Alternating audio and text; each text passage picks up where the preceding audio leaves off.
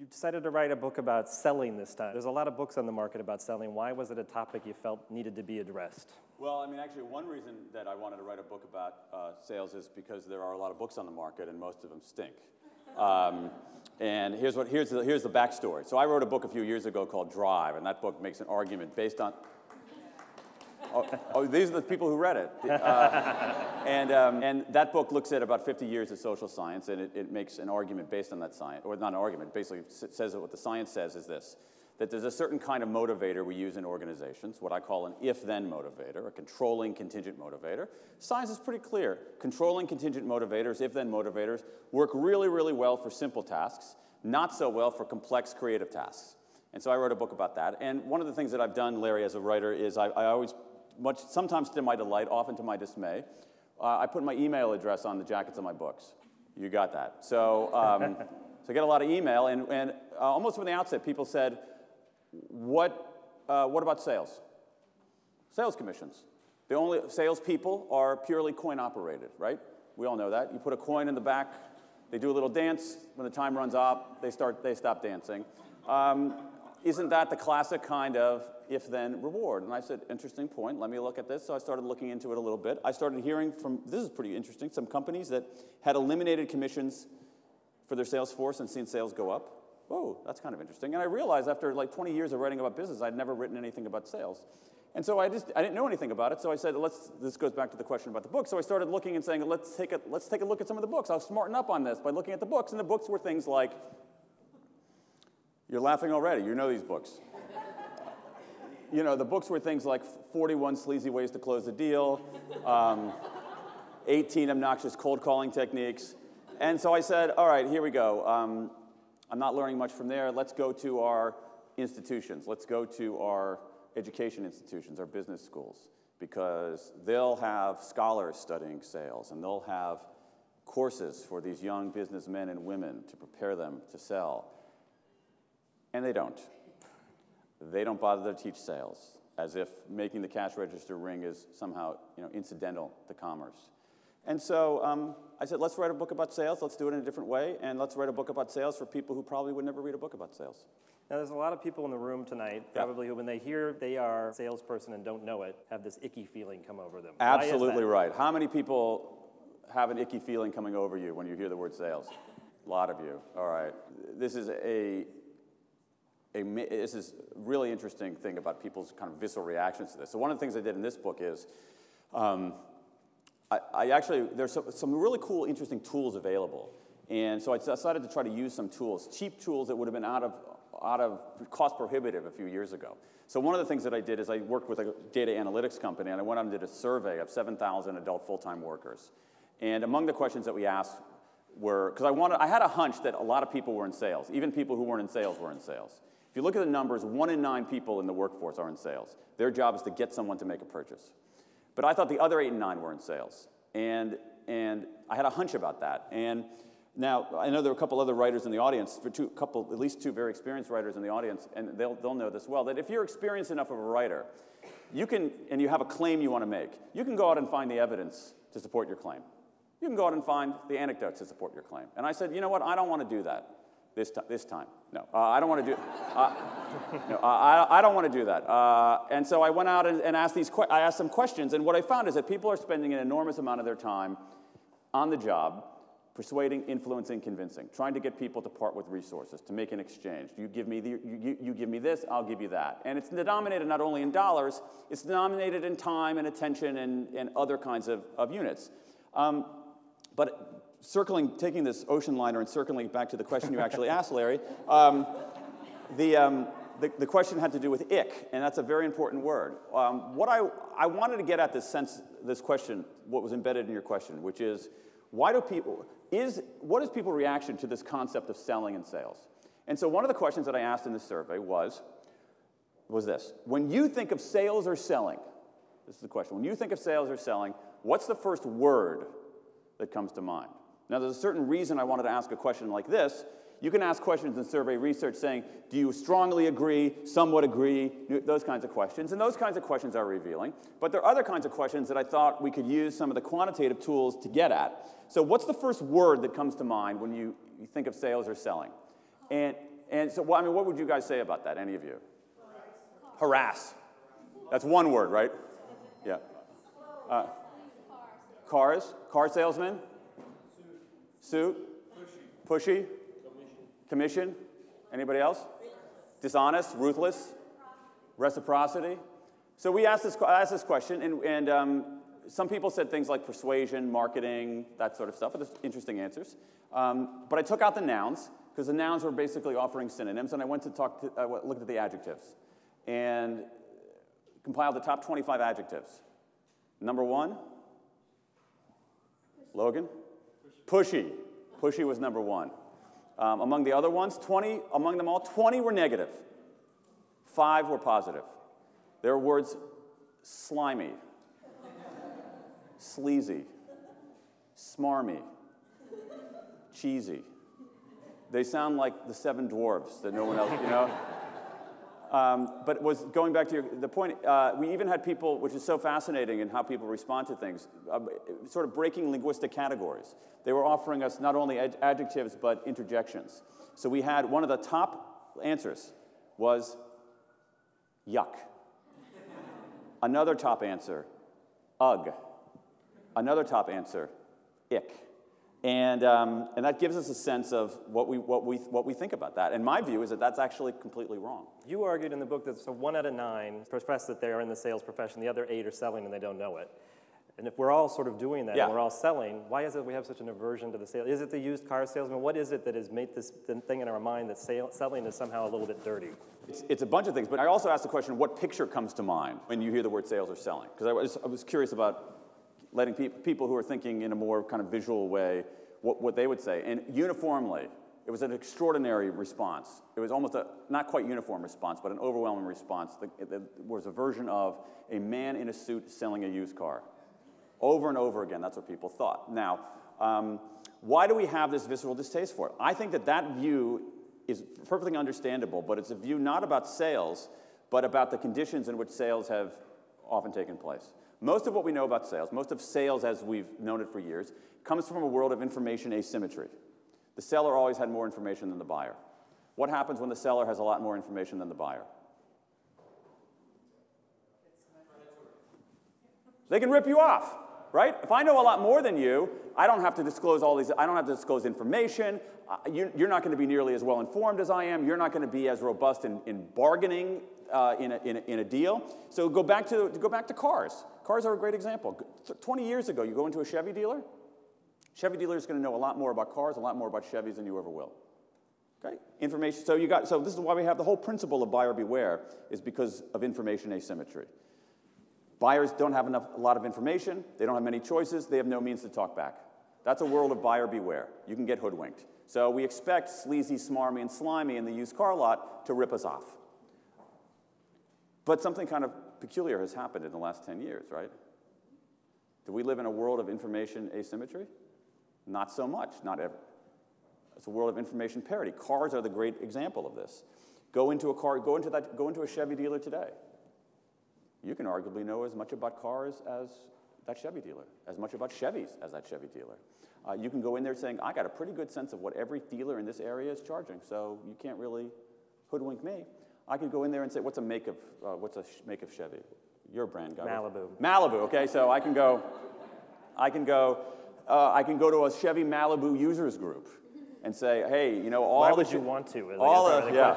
All the Chevy Malibu users out there talking about their beloved Chevy Malibu have told me that there's a weird problem in the trunk that's probably worth $400 when we negotiate.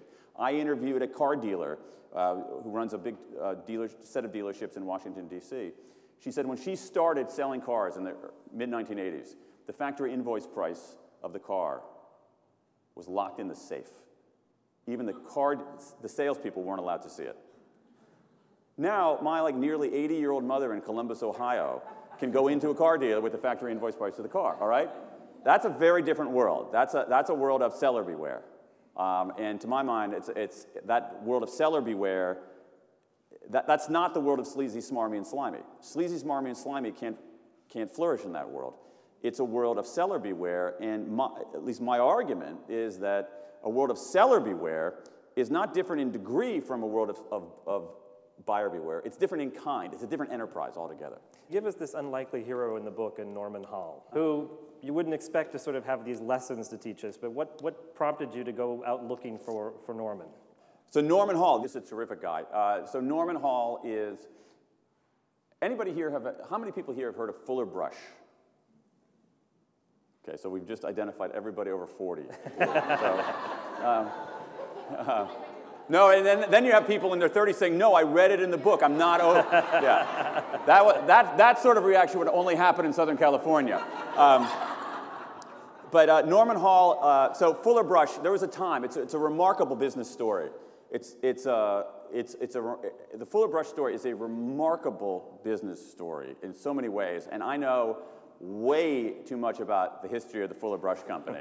Fortunately, 99% of it is not in the book. But Fuller Brush, there was a time when Fuller Brush men, they were almost always men, except for this sort of ill-fated effort to sell cosmetics where they enlisted women as Fullerettes.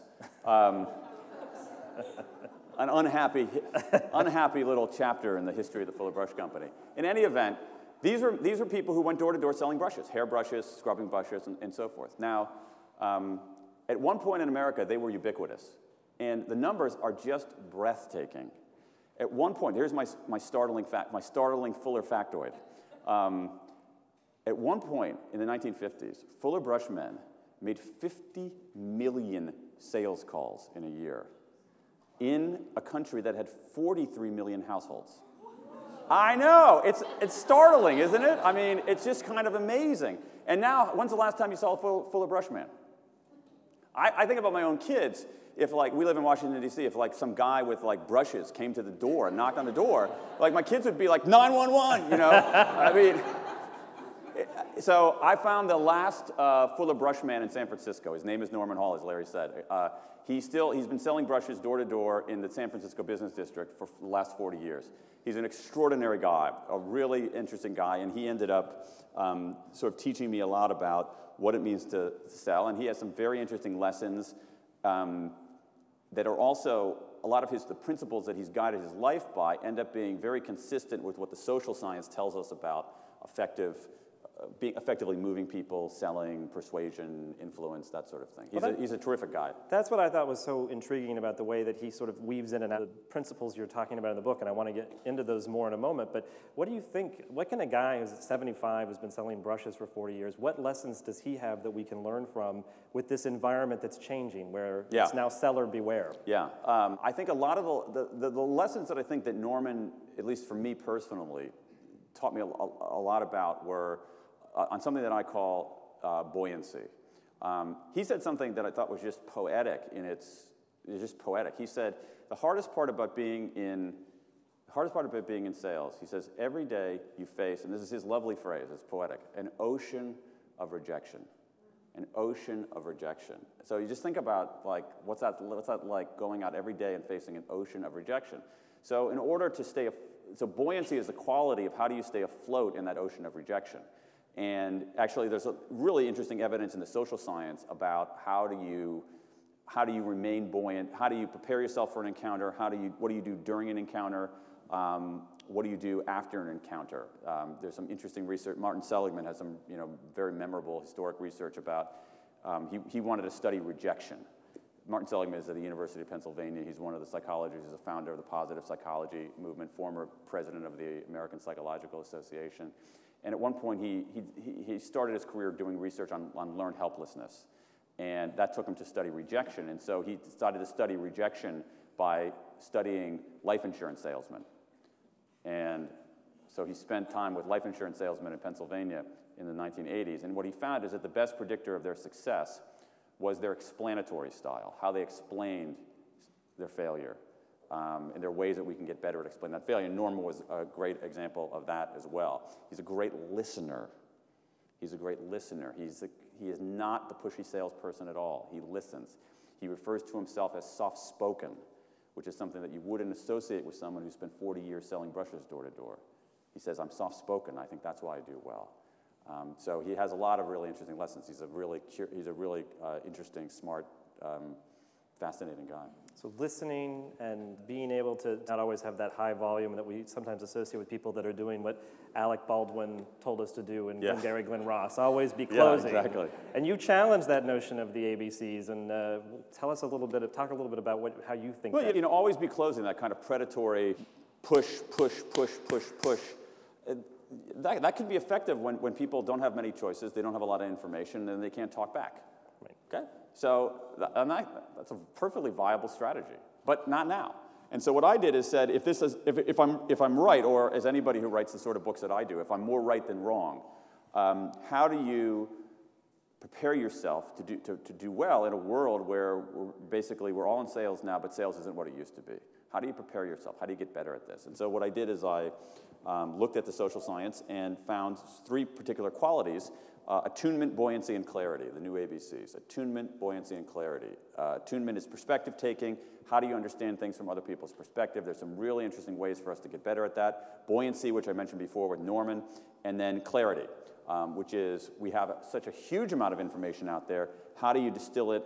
How do you, to use an overused phrase, curate it?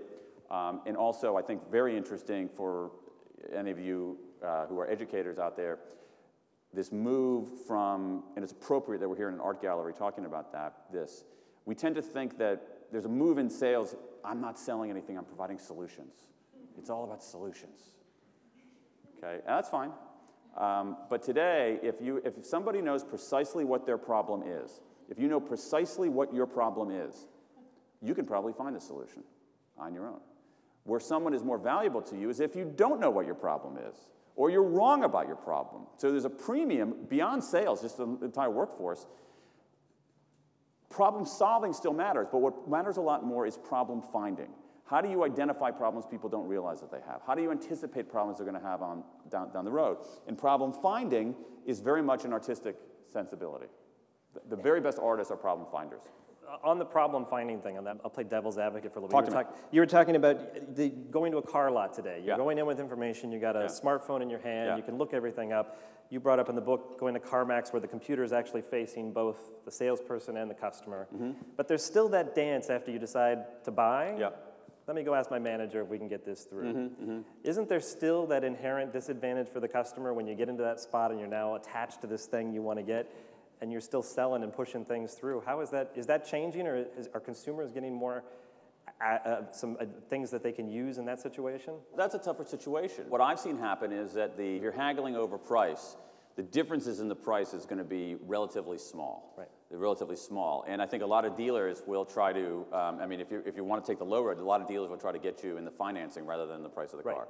Right. But then, you can go in there and be very well equipped on how do you finance a car in a way that is sensible. You're not necessarily pressured into doing that. And the great thing with a smartphone is that you can find out, is this a good, you could go onto your phone and you could say,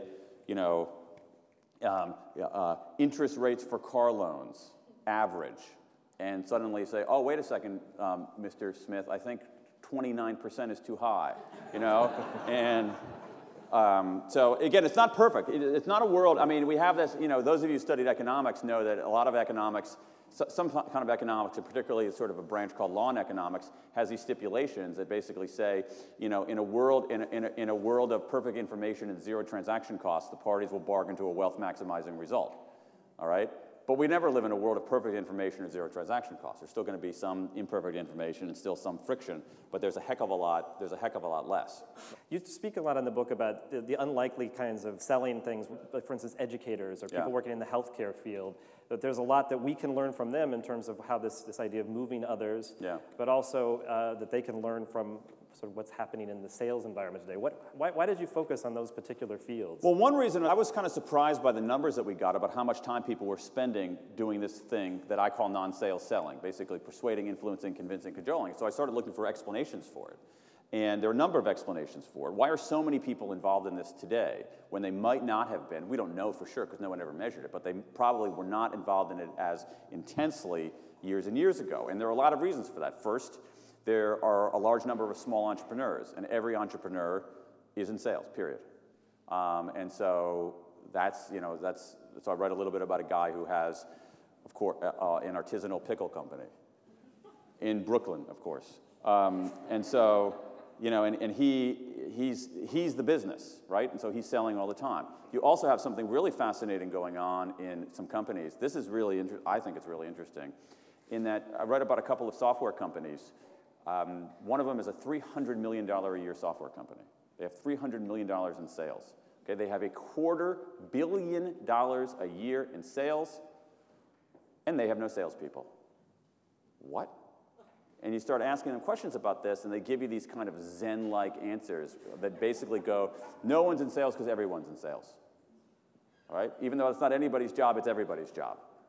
You know, it's like getting fortune cookies in a way, you know, these answers. And so, but what it is that you have a lot of places not saying that selling is a discrete function, but it's embodied in everything that we do. Or you have software companies saying, listen, our engineers are out there in the field solving customer problems, helping them out. That's selling our product. We don't need a separate group of people to come in there and say, sign on a line that is dotted. And another factor, though, is, as Larry said, is education and medicine. If you look at job growth in the last 10 years in this country, it's education, it's the categories education and healthcare services. I mean, I wish we had a chart here. I don't think these are available. No. Well, I mean, they wouldn't mind if I just did a little, like a scatter plot. If you look at the trajectory of jobs, even things that are in the kind of the high-tech technology category, over the last 10 years, it actually has been fairly flat. But there's one category of jobs. This is the y-axis. This is the x-axis. There's one category of jobs that looks like this, and it's education and healthcare. That's where huge numbers of jobs are. And when you unpack that and talk to people in those professions, it's all about influence, persuasion, changing behavior. I'm a teacher. Let's make a transaction for your attention. I'm a coach or a nurse. Make a transaction for your effort. And so all of those things are really about behavior change and selling in a non-sales way. Can it be learned? Or I've worked with a lot of very talented salespeople, and you think people are born that way. Do you think so? I mean, when you say, I mean, how are they born? I mean, give me a sense of what you. So I think most people would say that there are people that like to meet other people, that they're extroverted, that they have a sense of being able to connect and network at an event like this, and there are others that would rather work at their desk and get things hide done. in the corner. Can those people who like to hide in the corner, can they become effective salespeople? Can they learn to do that? They can become more effective salespeople, there's no question. There's some just really exciting research on this, too. Basically on extroversion. So who's more likely to go into sales, extroverts or introverts? Extroverts. Who's more likely to get hired in sales jobs, extroverts or introverts? Extroverts. Who's more likely to get promoted in sales jobs, extroverts or introverts? Extroverts. The idea that extroverts make better salespeople is so widely held, it's essentially incontrovertible. The problem with that claim is that when you actually, so those things are all true. Extroverts are more likely to get hired, more likely to get promoted, more likely to go into the profession in the first place. But when you look at the link between extroversion and sales performance, that is how often the cash register rings, the correlation between extroversion and sales performance is basically zero. Zero. All right? That's kind of weird, right? So there's a professor at Wharton, the youngest tenured professor at Wharton, a guy named Adam Grant, has done some really interesting research. It's not even published yet. It's going to be out in a couple of months in the journal Psychological Science. So, you know, wait by your mailbox. And what he did was this. It's some really fascinating research. What he did was this. He went to a software company, and he gave assessments to the sales force. They had a large sales force. He gave assessments to the sales force. The kind of assessments many of us have had on the job. I mean, I don't, you know, where you answer you get a series of prompts, and then you answer the questions. This is a lot like me. This is not like me. And then it eventually yields a score on an index of introversion and extroversion. So imagine a scale that goes from 1 to 7. 1 meaning extremely introverted, 7 meaning extremely extroverted. Okay, so we located people on that spectrum, and then they went out for 3 months doing their work. Everybody has the same materials, same training, same offer, you know, same set of stuff that they're selling, and he measures who does well. Who did better, introverts or extroverts? Extroverts. Extroverts did a little bit better. but not that much better. And neither did as well as the third group, the ambiverts. Now, I'm not making this up. This is a term. You can Google that. See, go onto the Google right now. See, this is the thing. It's like, you know, this is information parity. So I could be, and I could totally be making up this idea of ambiverts, right? And you could find me out in 5 seconds. But this is a term that came into the literature in the 1920s, and what it describes are people who are somewhat introverted and somewhat extroverted. So you locate them on this scale. Again, the 1's extremely introverted, the 7's extremely extroverted. These are people, they're not 6s and 7s. They're not 1s and 2s. They're 3s, they're 4s, they're 5s. They're kind of in the middle. Those people, kicking everybody's butt. And then actually the other thing, Bill, you should get some more charts in this gallery. Because I got... You got the Sharpie ready to go. Yeah, I'm ready, man. Let's go. It would be sort of a new kind of conceptual art, you know, sort of these Rothkovian images overlaid with my charts. Anyway, what he found is this, that if, again, I'm going to draw a chart in the air.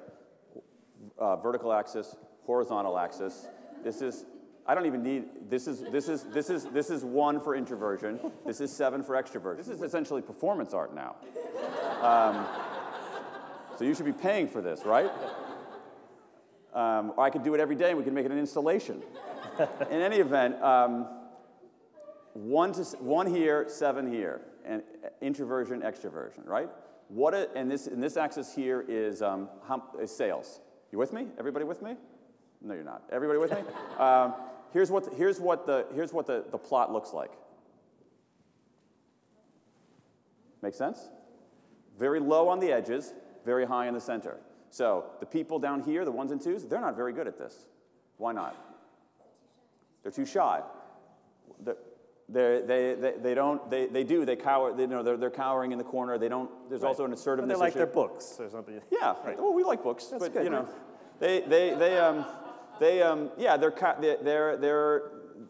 they don't know how to assert very well. They're quiet, etc.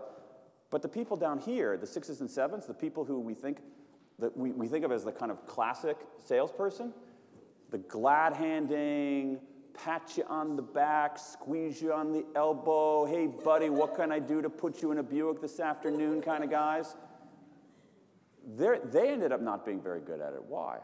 They don't listen. They don't listen, they overwhelm people. It's the people in the middle who did well. Why are they good at it? They're more tuned. They know when to speak up, they know when to shut up. They know when to push, they know when to hold back. And I think the thing that ought to hearten us about this point about natural salespeople is that if you look at this curve again, if you look at the curve looks like this, okay? People in the middle do well, people on the edges don't do as well. If you look at the distribution of introversion and extroversion in the population, it looks kind of like this. Some of us are very extroverted, some of us are very introverted, but most of us are kind of in the middle. And that means that most of us are actually pretty good at it, or we can be pretty good at it. Right. As a little homework assignment before coming here, I looked through some of the curriculums of major business schools to look at what they're having on for teaching people how to sell. Yeah. And it's surprising that there's not a lot, at least in the curriculum, about helping people sell. They have communications programs, they have marketing programs. Are we doing an adequate job of teaching people in different disciplines how to be more persuasive? And if not, what can we do differently? Yeah, that's a really good question. I think that in the academy, they have the view that sales is sleazy, smarmy, and slimy, and they don't want to be part of that. And so typically in business schools, sales is a couple of days in the marketing class because it's a channel. And every once in a while there'll be a course in sales management, but emphasis more on the management than the sales. And every once in a while they'll bring in an adjunct professor to talk about sales. And I think that, you know, I don't think that we should be like teaching sales like in elementary school or anything like that. But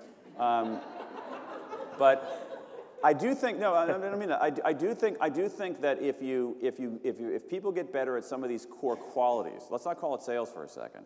If people get better at some of these core qualities, attunement, taking another person's perspective, that's going to serve you very well. It's going to help you be a better person, but it's also going to serve you well. Buoyancy. We all face a lot of rejection, even more so now when we're a little bit more out there. We'll put something up on Twitter, we get slammed on that. We have more entrepreneurs, so you're more directly related to rejection. want some buoyancy. Clarity. Can you, how do you make sense of information? Can you take this welter of information out there and find the meaningful patterns? Can you be a good problem finder along with being a good problem solver? And I think those base skills are really important. So when I look at this, as a father of three, it's like, I want my kids to be good at perspective taking. I want my kids to be buoyant in the face of adversity and rejection. I want my kids to be good problem finders. And so I think focusing on those kinds of capabilities is really wise. A question I imagine you have a strong point of view on, because when you mention perspective taking, buoyancy, clarity, politics, how do we get more of that? We just came off of a very exhausting national election. We've got fiscal crisis after fiscal crisis every week in the news. It seems to me that politics is a lot about selling, but a lot of these principles don't seem to be at play. What's broken and how can we fix it? The selling part of it. Oh, okay. Not the fiscal crisis. Okay, yeah.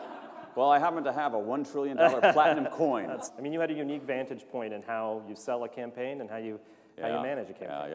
I think in politics there are a lot of confounding variables that make it difficult to apply the principles directly. One thing that you have is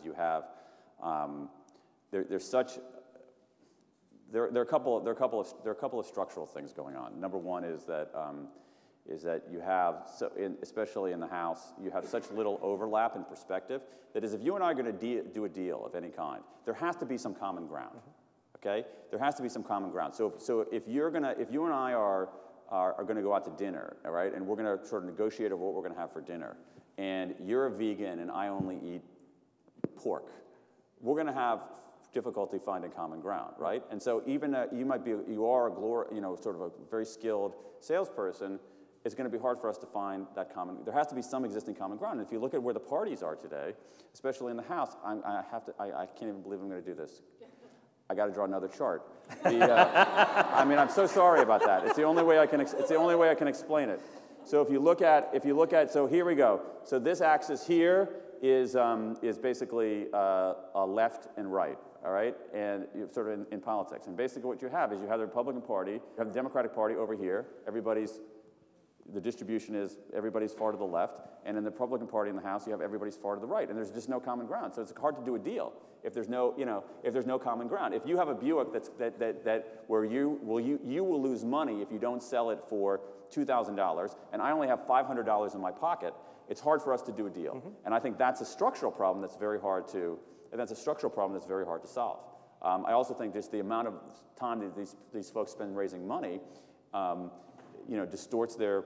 Really seriously distorts their perspective. It's why you have this, the debt ceiling deal, the whole fiscal cliff nonsense, the legislation is studded with like handouts for NASCAR. What? And so I just think there are some such big structural problems. But there are actually tactical lessons from politics. Ronald Reagan has a great lesson in pitching. Barack Obama has a great lesson in pitching as well.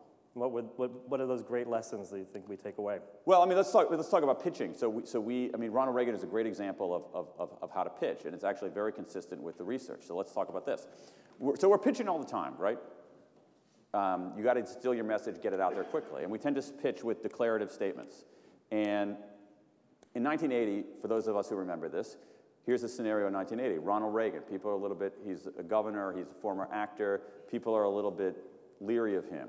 But we have an incumbent president named Jimmy Carter, who was elected in 1976. The economy has deteriorated significantly between 1976 and 1980. So Reagan's out there making his case that Carter needs to be replaced.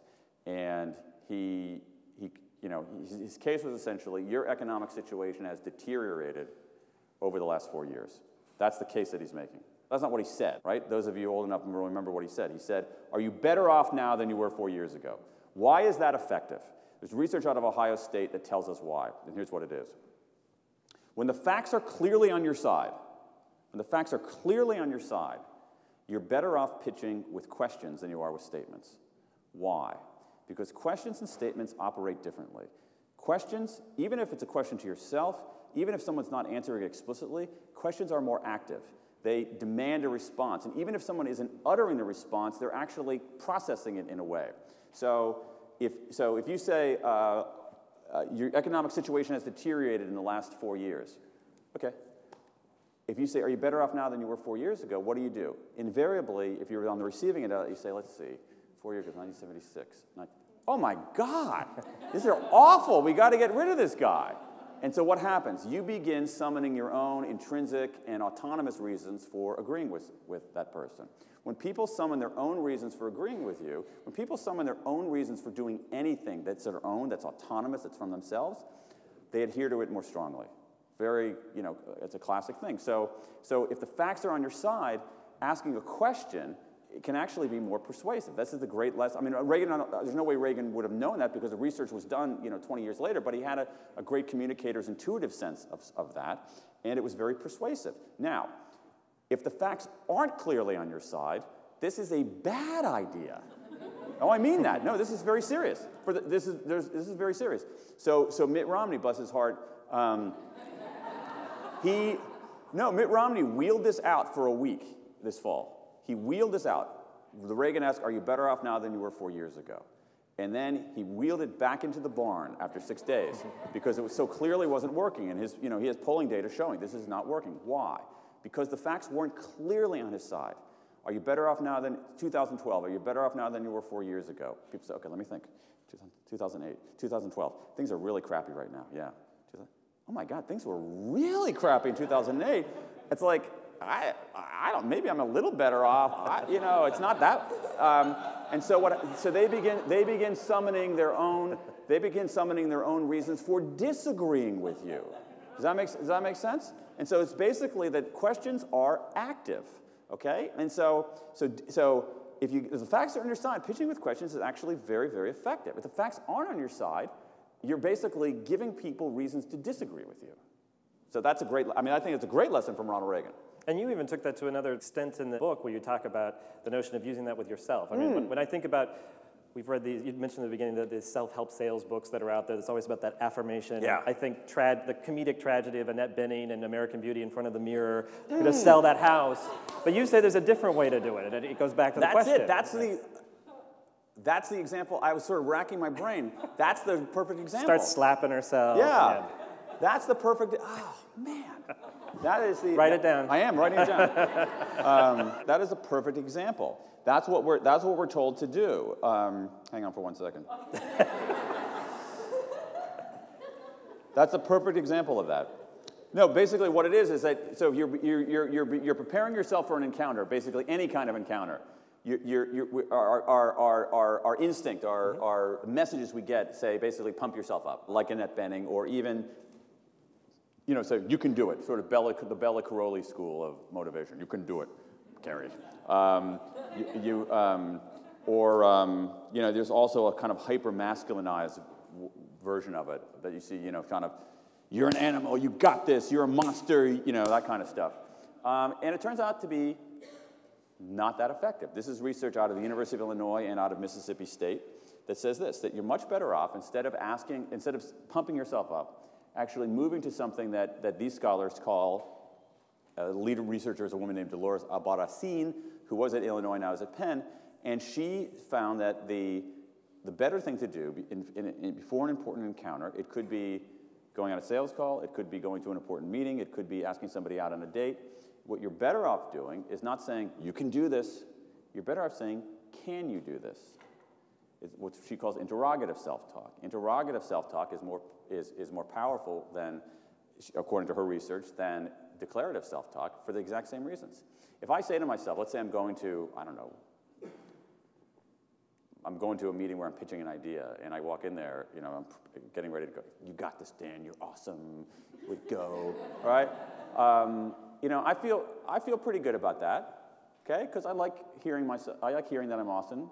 And, from myself, and I trust my self-judgment about this, because I feel good. It's a warm bath of affirmation there. But what I'm better off doing is saying, Dan, can you do this? Why? Exactly, it starts you thinking. Well, of course I can do this. I have pitched ideas in meetings before. Of course I can do this. This is actually a really good idea. I have it really well researched. I think I know it inside and out, and I think it's going to be really useful to people. Can I do this? Yeah, you know what? There's this guy over there named Fred, and I have some research. Fred's going to oppose this, but I've actually I've done some due diligence on Fred, and I have some arguments to persuade Fred, and I got to remember to mention this, that, and the other thing. What do you do? you're preparing yourself. It's much more muscular. So you're summoning the tactics, you're remembering the reasons, you're giving yourself some strategies for doing it a little bit better. And so that interrogative self-talk she's found is more effective than simply saying, you can do it. We're going to ask some questions of the audience, though, so I think we're going to switch gears for a little bit. In your book, you talk about finding the right frames, and you talk about Rosser Reeve. I really love that story. Can you tell a little bit more and talk a little bit more about finding your right frame? Yeah, I mean, part of it, this is, how many people are in advertising here? Okay, a lot of you. So everybody in advertising knows this story. But it's basically sort of, in a world of watching information or in a world, people being distracted, how you frame something ends up being, can be very persuasive. So, everybody knows, not everybody, but a lot of people know that framing something as a loss is more persuasive sometimes than framing something as a gain. We're very loss averse. If you've read anything about behavioral economics, you know the principle of loss aversion. We hate losing stuff more than we like gaining stuff, so framing something as a loss can be more persuasive. There's some really interesting research I won't torture you with this. So the question was about, so there's a guy named Rosser Reeves who's a famous ad man, and there's this famous story about in the annals of advertising, very famous story in advertising, it might even be true, is that he's in Central Park with a colleague of his, and let me see, can I look at one thing? I want to make sure I get the language precisely right. He's in Central Park with a colleague of his, and thank you. He's in Central Park with a colleague of his, and on a spring day, and there's a man there who has a cup. He's obviously blind, and he has a cup, and he's collecting coins, and his cup is not very full with coins. People are just walking by on this nice spring day, and they aren't dropping coins into his cup. And Rosser Reeves, as the story goes, Rosser Reeves, who was actually the originator of the slogan, "I like Ike," he says to his colleague, I can add just a couple of words, and I can dramatically increase this guy's fundraising. Okay, I can add 4 words. Okay, so this guy has a sign propped up there, "I'm blind," and a little cup gathering money. And Rosser Reeves says, I can just add a few words to this sign, and his numbers are going to go way up. Okay, so they make the bet as the story goes, and suddenly he takes a marker, writes down the 4 words. People start walking by, dropping money and dropping dollar bills in. The cup is running over, la la la la la. What did he write on there? Above the sign, above the part where the man said, "I am blind," Reeves wrote, "It is springtime, and I am blind." Right? This is the way the story goes. But the point of that is that actually, sort of changing people's frame, asking them a question of compared to what. A lot of times we think in persuasion, the most important question is what's in it for me. But Robert Cialdini, who wrote a book called Influence, how many people have read Robert Cialdini's? The rest of you need to read that book.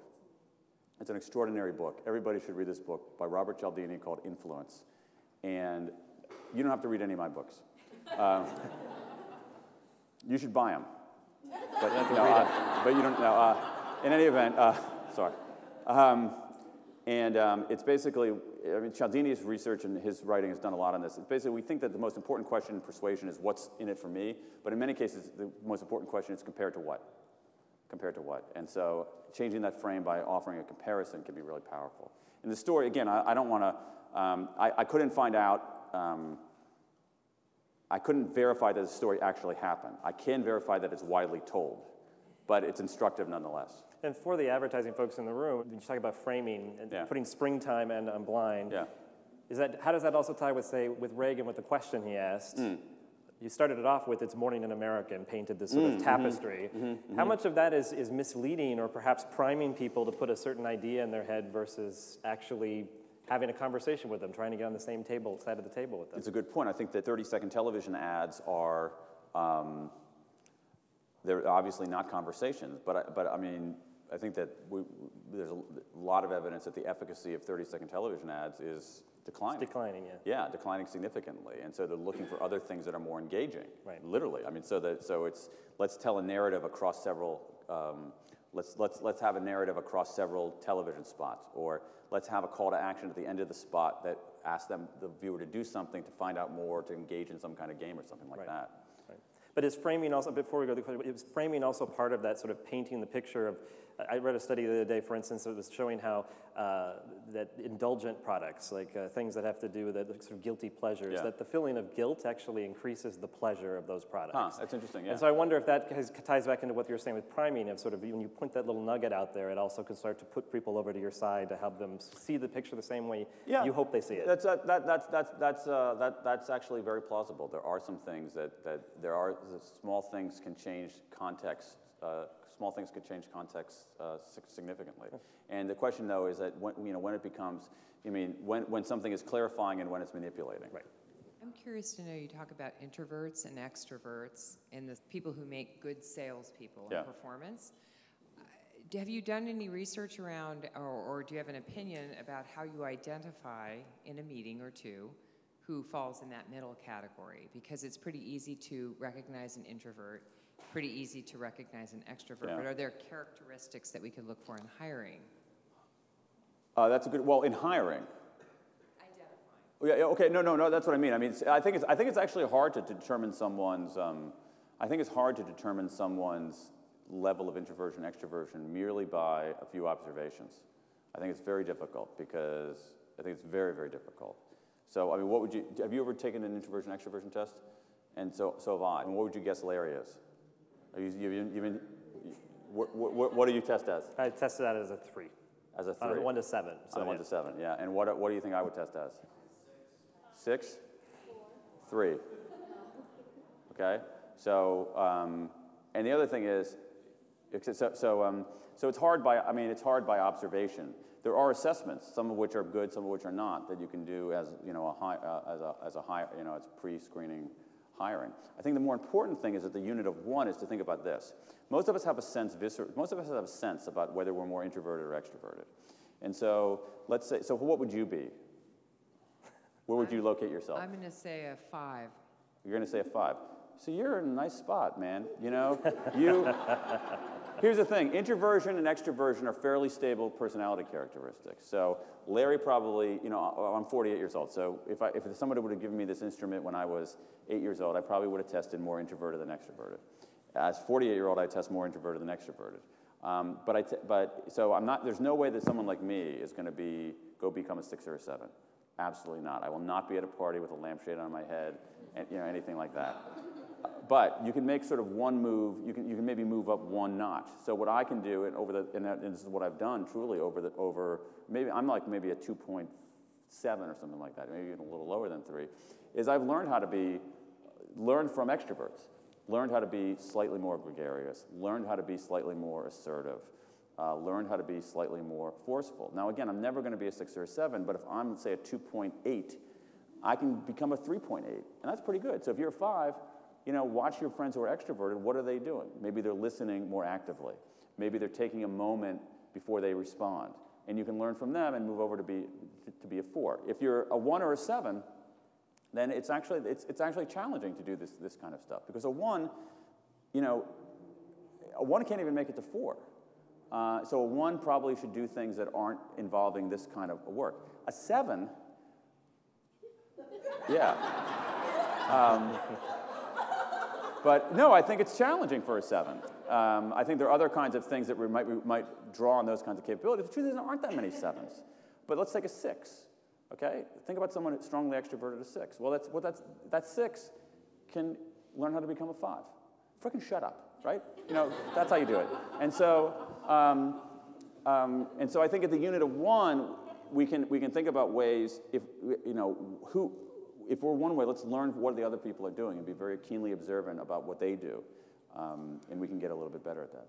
But the question there was asked about hiring. I'm crossing books now into some of your other material, but incentivizing and rewarding people, it seems like extroverts get a lot of attention. Do we need to change the way that we think about evaluating people? That's a great point, because this is the interesting thing. Extroverts are more likely to get promoted in sales jobs, even though there's no evidence they do better, okay? It's a good gig if you can get it, and so, yeah, I think we have to be less, sort of wowed by the flash and the sizzle. Right. I have a question for you. Talking about introverts and extroverts, did you do any research into an extrovert seller with an introverted buyer, or the opposite, an introverted seller and an extroverted buyer? That's a good question. I mean, remember, I didn't do this research. Adam Grant at Penn did this research, and it's a really good question, and I don't know. My hunch is that you're going to be more. My hunch, just a hunch. My hunch is that you're going to be more likely to be sort of reach common ground and be slightly more persuasive if you're somewhat close to that person's, range. So this is why there are advantages to being in the 3s, 4s, and 5s, because you can get a lot closer to that, and there are more people like that. And so my hunch is that the more you can see things. Well, the research on attunement is very clear. The more you can see things from other people's perspective, the more likely you are to reach common ground and come up with a good solution. And so, my guess is that there might be a slight advantage, once again, to ambiverts in being able to deal with a broad repertoire of people. But again, it's just a hunch. I don't know of any research on that. Hi. Yeah. Hi. So you made mention about the difference between the consumer and having knowledge these days as opposed to in the past, but we also notice that right now the younger generations have a least likely of ability to communicate verbally. Most everybody communicates via chat or via cell phone, or so how do we bridge the gap between, okay, now they have all the knowledge, but they don't have the communication skills. You want to sell to them, but they are not really actually comfortable actually speaking to you. So you have like, I know that sounds terrible, but it's kind of a balance, and like how do you evaluate that balance and find out where we should kind of settle in that? No, it's a good question, because a lot of selling takes place in sort of over the internet, over email and other kinds of things.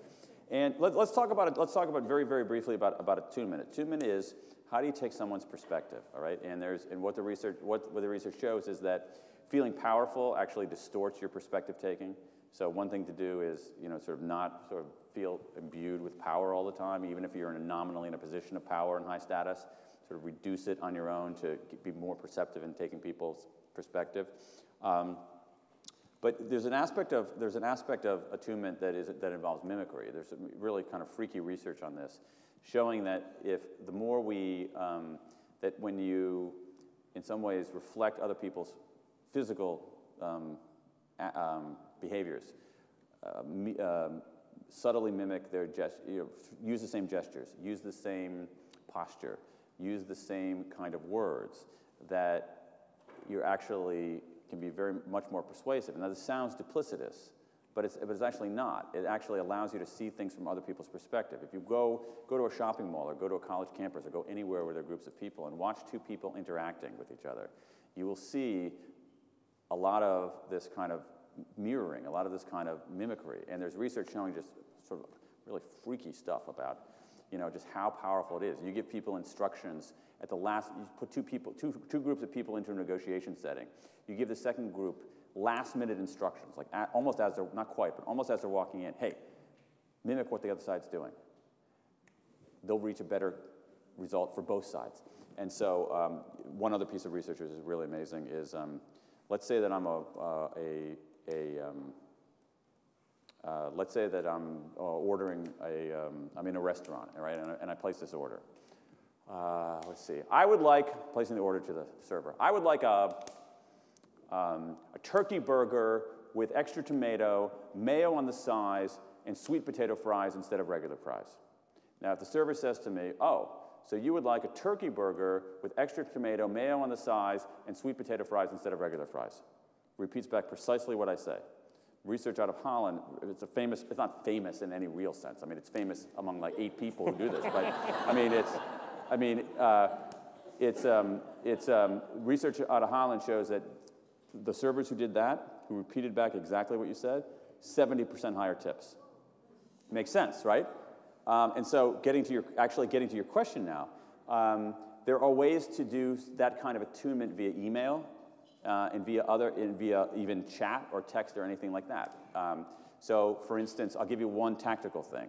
So I tend to write a lot of my emails in lowercase letters because I'm lazy, and no, I am. I'm lazy, and I get a lot of email, and I don't want to deal. But if I get an email from somebody else, and it's somebody who, I don't know, many other people. Like, somebody sends me an email saying, hey, hey, I'm interested in, I don't know, whatever they would be interested in. I'm interested in maybe interviewing you, or somebody sends me this very nice email about saying, hey, I read this and I had a couple of questions for you. And they're using the conventional punctuation and capitalization rules we learned in 3rd grade. I will actually answer that email using the conventional punctuation and capitalization rules because I want to reflect that back to them. I think it's polite. If they're addressing me that way, I want to address them that way. I don't want to have them, and so that's a way in sort of that kind of communication to be attuned to what people are saying. If you're selling stuff, if you're in sales via the phone or email or anything like that, one of the things that people in technical sales often run aground on is that they rely so heavily on their own specialized vocabulary, and they don't use the customer's vocabulary. The customer doesn't have specialties in this kind of gasket or whatever. The customer is looking for the thingamajig to put on your toilet, right? And so the more you actually use the customer, the thingamajig to put on your toilet, well, we call that a blah-blah-blah. And so the more that you can reflect back that kind of language, even via email or text or IM, the more likely you are, again, it's not duplicitous, the more likely you are to actually understand where that other side is coming from. So there are ways to import some of these lessons on attunement into digital worlds. Does the channel become important in that also? I mean, I know some buyers, they don't want to cold call and they don't want to talk to a salesperson live. They want to send the email question. If the seller then insists on talking to them by phone, is that a problem, or I mean, or do you have to bring people over to your channel, or can you? What's your instinct on that? My instinct is you got to go to if the customer wants to talk via email, let's talk via email. But the salesperson would tell you, but I can't get that. I can't mimic them. I can't. You gave us an example. Yeah. But I can't read the tonality. The email is cold. I don't know what they're really saying. I can't read them, so I got to get them on the phone. What do you say to that? I think if you have a customer who wants to communicate by email and you want to get them on the phone, you better have a damn good reason to get them on the phone. Right. So the reason on the phone has to be about them, not about you. So if the reason you get them on the phone is like, I can actually read you, I mean, you're not going to say this, but if the reason, if your reason is I can read you better if you're on the phone, that's not good. I think you have to say to them, listen, there are a lot of complexities here. Some of these questions don't, have simple answers. So if we had 3 minutes on the phone, I could explain it more clearly. Right. And so look at it from their perspective. Right. Hello. Hi. Thinking about A Whole New Mind and how you took us through, and you can kind of explain this to everybody, but the different ages, the golden age, informational age, digital age. How did your findings with writing this book impact the way you think about the skill sets now needed as we are advancing in technology that individuals should have to, I guess, hold the world in the palm of their hand, so to speak? Interesting. So thanks for mentioning that book. That book makes an argument that we're moving from a world built heavily on left brain abilities, metaphorically left brain abilities, logical, linear, spreadsheet kinds of abilities, to one built more on right brain kinds of capacities, artistry and empathy, because the left brain reductive algorithmic abilities are fairly easy to outsource, fairly easy to automate, et cetera, et cetera. And I think that there's some things that I found in the research that actually in some ways go against that. A couple of things. For instance, perspective taking. If you look at the research on perspective taking is very much a cognitive skill. It is an analytic skill. One quick experiment to tell you about. They put three groups of people into a negotiation setting. One group, they say, focus on what the other side is thinking, focus on their interest. One group, they say, focus on what the other side is feeling, focus on their emotions. The other group is the control group. The side focused on feelings, like basically the group told to be empathic, do better than the control group. But the people focused on the thinking, they do better, they do the best of all. So attunement ends up having a very heavily analytic, cognitive, muscular component to it. But I think that the broader skill of problem finding is so hugely important. I mean, there's a world of, we live in a world of abundance, of material abundance. It's one of the great stories of our time that's very rarely told, where the level of material well-being in this country, deep into the middle class, is extraordinary by historic standards, extraordinary by international standards. And as a result, in a whole range of businesses, there's a premium on giving people something they didn't know they were missing, on iterating something entirely new. And that's the problem-finding skill. And that is not a spreadsheet skill.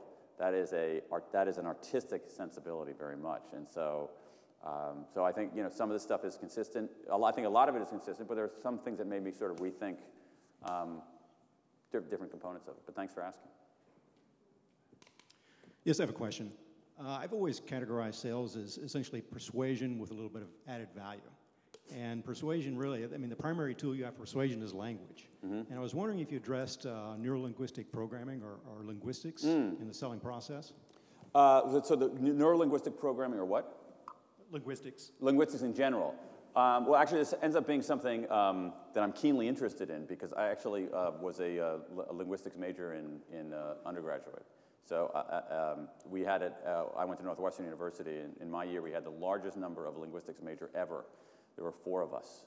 No, that's not a joke. And so I'm keenly interested in that. Now, neurolinguistic programming, I mean, linguistics is a very rigorous very rigorous discipline that combines science and humanities, and I think it offers some interesting clues about how we do that.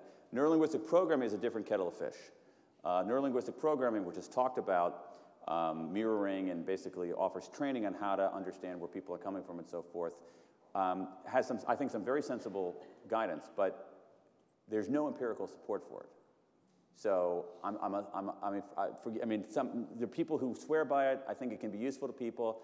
I just say there's not much empirical support for neurolinguistic programming, even though a lot of it is probably very, very sensible. Let me tell you one other thing about language, though, because what's interesting about persuasion is this. There's some interesting research showing that, in some ways, changing people's minds is less important than simply giving them a convenient off-ramp to act. That you don't have to change people's minds fully in order to add that value. There's a, if I can try to summarize it very, very quickly here. There's another totally interesting study. Here's what they did. College campus is having a food drive. The students there identify who are the students least likely to contribute to a food drive. One group. Who are the students most likely to contribute to a food drive? Okay, the do-gooders. Oh, we all do. My God, these people do anything. They'll march for anything. They'll get food. They'll do whatever. These people, oh, they're partying. They're not going to do anything. Okay, so we have groups of the least likely to contribute food and the most likely to contribute food in the food drive. Okay, then so we got 2 groups, but we're going to divide them in half. So we're going to have 4 groups. Make sense? So we take half of the non-do-gooders, okay, and half of the do-gooders. And you send them a very generic letter. Dear student, we're having a food drive. Here's when it is. We hope you contribute. Very few of those people contribute. Even the do-gooders, very few of them contribute. Then the other half of the do-gooders and the other half of the non-do-gooders, they send a different kind of letter. Dear, what's your first name? Steve. Dear Steve. So we're not going to address it, dear student. We're going to address it, dear Steve. Dear Steve, we're having a food drive. These are the items we're interested in having. So here are 10 items we're interested in having. If you have any extra ones in your cupboard, we'd like you to get them. We're going to be collecting food from this time to this time on this particular afternoon. There are going to be bins to collect them here, here, here, here, here, here, and here. Here is a map to help you find those things. What happens? The students who were deemed by their peers least likely to contribute food actually contributed food. Now, they didn't contribute as much as the people who were very likely to contribute food, who had that off-ramp, who knew exactly what to do, had an easy way to act. But the non-do-gooders who had an easy way to act were 3 times as likely to donate food as the do-gooders who didn't have that convenient off-ramp. So in some sense, this is totally interesting stuff. Giving people just a way to act is sometimes more important than changing their minds. These people here, I mean, maybe they had some latent desire to give food, but by making it easy for them, they gave food in larger numbers than the people who we thought were inclined to give food, but it was difficult for them to do. And our final question. In your book, Drive, you talk about motivating people, and you talk about how it is more effective in motivating people for intrinsic reasons as opposed to extrinsic reasons. Does that carry over to sales in some way, and if so, how? Yeah, I mean, yeah, a little bit. I mean, there are a number of companies out there, not a lot, but have eliminated commissions for salespeople. And here's the argument that they make. there's a great story from a UK company, and they're big companies. There's some big companies. I mean, did you ever work with Microchip, or did you work with Intel? Intel. Yeah, okay. So, Microchip is a big semiconductor company, publicly held company. They eliminated commissions for salespeople 13 years ago. And they've really flourished in what, as you know, is a very, very tough industry.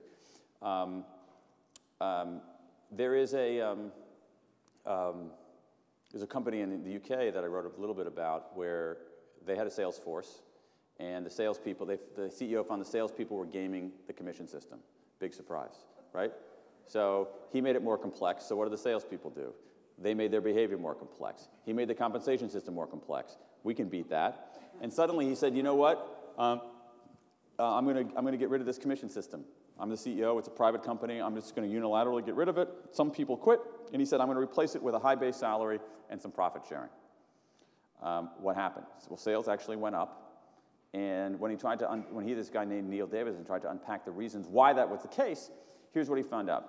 Number one is that people were more collaborative, because if you and I are individually incentivized, I might want to poach deals from you rather than help you out. Why should I help you? Second, customers liked it better, because not that many people like to be across the table from a commission salesperson, because you're questioning their motives, you're questioning whose interest they have. The other thing is that the management found they had a lot more time suddenly, because they didn't realize how much time they were spending litigating who got what commission. And so I'm not saying this applies everywhere, but I think there's a very strong argument when it comes to salespeople, especially as sales has become much more complex, much less transactional, much more about providing insights, much more about problem finding, less about sort of just getting people to sign on the line that is dotted. As sales becomes less algorithmic, I think you have to use compensation systems that we know work better for non-algorithmic work. And so my view is, when it comes to salespeople, let's challenge the orthodoxy that the only way to motivate them is through commissions. And in some cases that's going to be true, in other cases it's not. But I don't think that people who are in sales are all that much different from the rest of us.